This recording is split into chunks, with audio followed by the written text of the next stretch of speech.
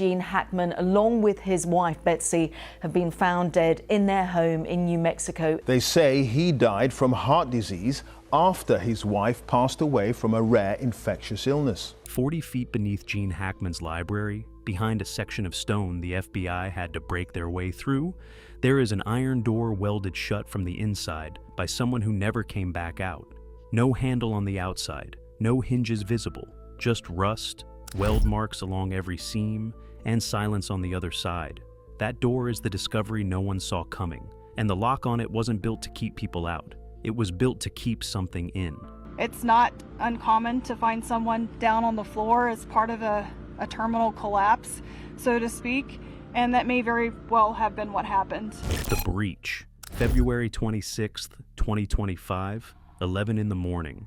A convoy of federal vehicles rolled up to reinforced steel gates buried deep in the forest outside Santa Fe, New Mexico. Behind those gates sat a $4 million compound. The private estate of Gene Hackman, 95-year-old Oscar-winning actor, and his wife Betsy Arakawa, 65. It wasn't family who raised the alarm. It wasn't a friend. It was a handyman. He told deputies he believed the couple had died inside. The gates had to be forced, the locks cut. Everything about this compound was engineered to stay sealed unless someone on the inside chose to open it. Nobody had. Question's difficult to answer, but I can tell you that he was in an advanced state of Alzheimer's, and it's quite possible that he was not aware that she was deceased. Officers expected something tragic but routine. An elderly couple, isolated, slipping away in their final days. What they walked into wasn't routine. Gene and Betsy were found dead inside the mansion alongside their dog. Authorities later confirmed Betsy had died roughly a week before Gene. Her cause of death, a severe viral infection. His, heart failure with contributing factors, natural causes, case closed on paper. But the timeline opens a door the paperwork can't shut. Betsy died 7 days before Gene. 7 days. That means a 95-year-old man was alive in that house with his wife's body for a full week, alone. No call for help. No attempt to reach anyone. The internal cameras had been manually disabled.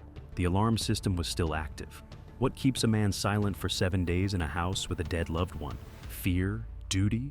Or the knowledge that calling for help meant letting strangers inside, and strangers would find what was underneath? The fortress above. Hackman's estate wasn't a home, it was an installation. Dense forest, stone walls, motion sensors, thermal cameras, 24-hour surveillance rivaling government black sites. The staff were vetted, handpicked, and bound by legal agreements so airtight not one of them ever spoke publicly about what went on inside those walls. Decades of employees, gardeners, housekeepers, maintenance workers. In the age of social media, not a single leak. That kind of silence doesn't happen by accident. It's enforced. Investigators have been trying to piece together the couple's final movements in that week, looking at CCTV, looking at phone records. Building permits came back redacted. Property records had gaps no clerk could explain. A researcher from the Santa Fe Historical Society spent months pulling land records on the estate, then simply stopped. Stopped returning calls, never published. No one knows what she found, or who told her to quit looking. Dr. Elena Vasquez, an architectural historian at the University of New Mexico, consulted on the property assessment after the deaths. She had documented estates all over the Southwest. This one, she said, was designed like a museum built inside a military compound. The beauty was real, but so were the countermeasures. That combination, she warned, doesn't happen unless someone is protecting something specific. She was right. Body camera footage released after a judge's rare public ruling shows deputies entering the mansion. The silence is heavy, but what unsettled agents wasn't the quiet. It was the evidence that someone had been busy before they arrived. Furniture dragged across hardwood floors, books pulled from shelves and restacked wrong, drawers left ajar, a bedroom safe open and empty. Someone had been tearing through this house. Then agents walked into the library. The descent. Behind a section of wall in Hackman's private library, concealed so precisely you could stand in that room 1,000 times and never notice, federal agents found a hidden mechanism. Not a bookcase on a hinge, not a latch behind a painting. An engineered entry point requiring a specific activation sequence. Whoever built it wanted it invisible to anyone who didn't already know it was there. Behind it, a narrow passageway. Stone steps descending into total blackness. No light source, no ventilation, just carved stone dropping straight down into the earth. The agents went down, the temperature drops with every step. The air thickens, damp, metallic, the taste of rust. Condensation clings to the walls. Flashlight beams sweep across the stone and land on something that stops the lead agent mid-step. The walls are covered in markings, not graffiti, not decoration. Precise inscriptions carved with tools and intention. Some resemble alchemical notation. Others look like technical blueprints for devices that shouldn't exist in whatever era this tunnel was built. One section features what appears to be a schematic for a machine with no modern equivalent. Gears, chambers, conduits arranged in configurations. One forensic technician later described as engineering from nowhere. The construction itself tells a story. Retrieved the data from the cell phones. There was a determination that was made that Ms. Hackman had made a phone call on February 12th. Near the library entrance, the stonework is mid-20th century. Clean cuts, industrial material, poured concrete reinforcement. But the deeper the agents descend, the rougher the walls become. Hand-carved joints, primitive reinforcement, tool marks from pick and chisel, not power tools. Marcus Devlin, a structural engineer who reviewed leaked photographs of the passage interior, studied them for a long time before he set them down. The upper section, he said, was renovated, modernized, reinforced. But the core of this tunnel was already there before Hackman ever bought the property. He didn't dig it, he inherited it. Hit subscribe before we go any deeper. What they found at the bottom of those steps changes the entire case. The chamber. The agents reach it, a vast underground space, frozen in time, ancient wooden crates stacked against the walls. Some have collapsed with age, spilling their contents across the stone floor. Yellowed documents, rusted metallic objects, artifacts that don't belong to any identifiable era. The air down here is different, colder, drier than it should be at that depth, as if the chamber had its own climate system, separate from the tunnel above. One agent later wrote in a field note that the room felt pressurized, sealed against the surface in a way that wasn't accidental. Whoever built this space wanted the contents preserved. For how long, nobody can say. One agent lifts the lid of a dust-covered box and finds photographs, fragile, curling at the edges, faces no one recognizes dressed in clothing from a century past. Some show clandestine meetings in windowless rooms. Others capture locations, buildings, underground spaces that don't correspond to any known place on record. In one image, a group of men stand around a table covered in maps, a single overhead bulb casting hard shadows across their faces. On the back, someone has written a date, 1937, and a single word in a language that still hasn't been identified. Leather-bound files sit beside the photographs, coded dates, redacted names, passages describing events deliberately erased from official records. Some pages have been partially burned. Someone tried to destroy them, then stopped. Other documents bear insignias linked to organizations that officially dissolved decades ago. The volume of material was staggering. Agents estimated it could take years to catalog everything in that chamber. One agent later told a colleague off the record that walking through that space felt less like processing a crime scene and more like opening a museum that had been buried alive. The floor isn't just dusty stone. It's marked with circular patterns, intricate, deliberate designs that from above resemble celestial maps. Star charts carved into the ground by someone who knew exactly what they were doing. Not random, not decorative. These patterns correspond to specific astronomical alignments, constellations, planetary positions, orbital paths laid out with precision requiring advanced mathematical knowledge. Whoever carved them wasn't guessing. They were mapping something, or marking it for someone who would come later and know how to read it. There was a procedure that was done with the dog, which may explain why the dog was in a crate at the residence. The tools recovered from the crates are equally wrong, engravings matching no known manufacturer or time period. Internal mechanisms so precise they would require fabrication technology that didn't exist when this tunnel was built. One device, a palm-sized metal cylinder with rotating internal rings, appears to have no seams, no visible method of assembly, as if cast as a single piece. a feat current metallurgical techniques still struggle to replicate at that scale. Dr. James Whitfield spent 19 years as an FBI forensic analyst, processing classified evidence before he retired. When he reviewed the publicly available details from this case, his voice shifted, got quieter. When an agency goes this quiet, this fast, he warned, it means one of two things. Either they found nothing and they're embarrassed, or they found something so significant the disclosure conversation has moved above the investigative team. He had seen both. This, he said, doesn't look like embarrassment. The ground beneath. The territory surrounding Hackman's estate isn't just art galleries and desert sunsets. Los Alamos, birthplace of the atomic bomb, sits down the road. The Manhattan Project, nuclear testing, black budget weapons research, all of it within driving distance of Hackman's front door. Freedom of Information requests have confirmed extensive underground construction took place here during the Cold War. How extensive? Still classified. The steel in that tunnel was military grade. The rivet spacing matched construction techniques from high-security government installations built in the 1950s. A wine cellar doesn't get built like a bank vault. A storage room doesn't get sealed from the inside, but a forgotten spur of a classified government network. That changes the entire scale of what we're dealing with. The neighbors always felt something was wrong. Margaret Calloway owned the adjacent property for 22 years. She still talks about the sounds. Low-frequency vibrations at 2 or 3 in the morning, not plumbing, not heating, something industrial, deep. She felt it in her ribs. She brought it up to Hackman once over the property line. He gave her a look she still thinks about. Some things, he told her, are better left below the surface. She laughed it off at the time. She doesn't laugh anymore. Others recalled unmarked trucks arriving after dark and leaving before dawn. Faces hidden. No invoices, no logos, no trace. Former staff who left the estate simply vanished. Phones disconnected, social media erased. One housekeeper who worked the property in the early 2000s told a friend before disappearing that she'd seen things she wasn't supposed to see.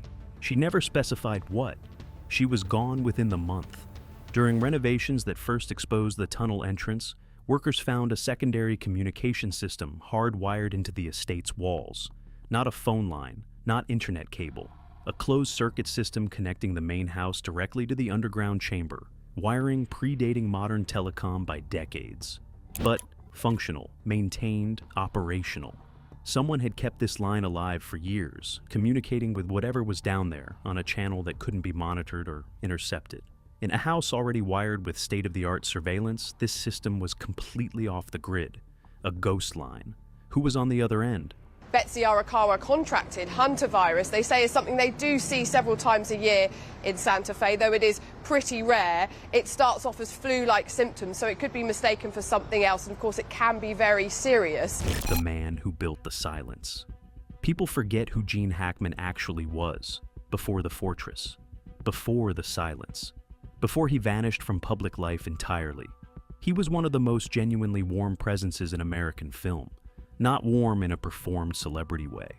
Warm in the way that made strangers feel like they already knew him. His barber in Santa Fe told a local reporter that Hackman would come in every few weeks, sit in the same chair, spend an hour talking about Hemingway novels and the Kansas weather he grew up with. He tipped double. He remembered people's kids' names, their ages, their little league teams, whether they had gotten into the school they wanted. At the local farmers market, vendors knew him by sight. He'd buy green chilies in bulk and joke about his terrible Spanish. A local librarian recalled the way he'd linger after community events, genuinely interested in whatever conversation he'd stumbled into, present, curious. In a way most people with his level of fame aren't. This was not a man built for isolation. People don't lock themselves away from a world they love unless something forces them to.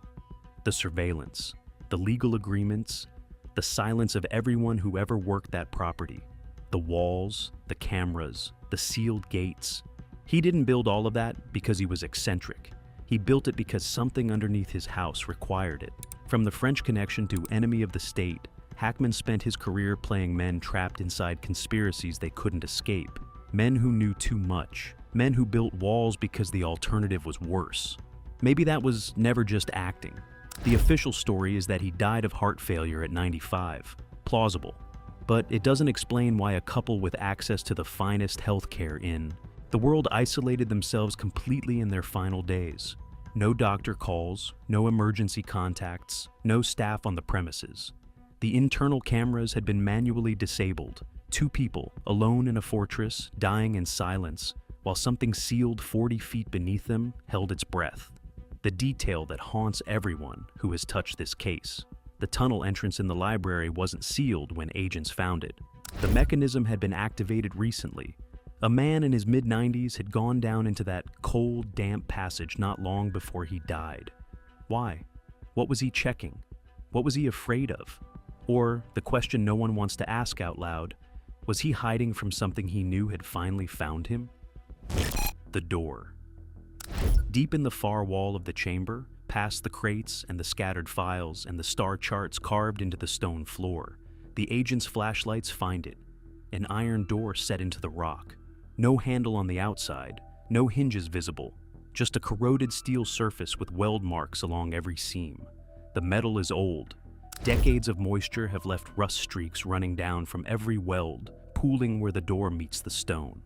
Seemingly mysterious circumstances. Now, a number of questions have been answered to unravel some of the circumstances that led to Gene Hackman and his wife's death. But the seal is still tight. Whoever closed this door knew exactly what they were doing. The welds are continuous, industrial, the kind of work that takes hours, maybe days, and requires the welder to be physically inside the chamber while they finish the last seam from the wrong side of the door, sealed from the inside, by someone who never came back out. The lock wasn't designed to keep people from getting in. It was designed to keep something from getting out. Agents stood in front of that door for almost an hour before anyone spoke. They photographed every weld, every rust pattern, every inch of the surrounding stone. Then they backed away and waited for orders that came from somewhere far above the local field office. The FBI has said absolutely nothing publicly about what lies beyond that door. No official comment, no leak, no background briefing. In an era where classified documents end up on social media within hours, that level of containment requires active suppression. That silence tells you more than any press conference ever could. FBI forensic teams are still down there, analyzing every artifact, every document, every symbol on those walls.